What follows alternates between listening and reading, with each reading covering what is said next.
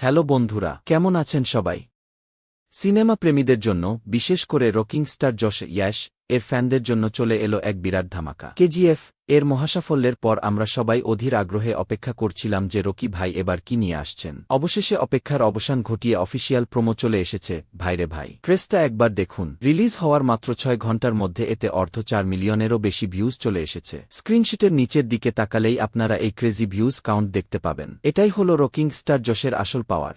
এবার আসা যাক যশের লুকের ব্যাপারে। ছবিতে যশের অবতারটা একটু ভালো করে লক্ষ্য করুন। সেই চেনা সোয়াগ, চিবুকে ভারী দাড়ি এবং একদম নিখুঁত হেয়ারস্টাইল। একটি বারের ব্যাকগ্রাউন্ডে দাঁড়িয়ে খুব স্টাইলিশভাবে শার্টের হাতা গোটাচ্ছেন তিনি। লুকটা একাধারে ক্লাসি এবং মারাত্মক রাফ অ্যান্ড টাফ।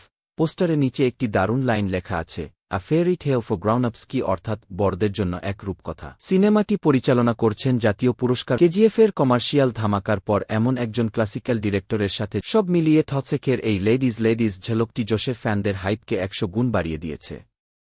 মুভিটি যে বক্স অফিসে ঝড় তুলবে তা এই প্রোমোর ভিউজ দেখেই বোঝা যাচ্ছে।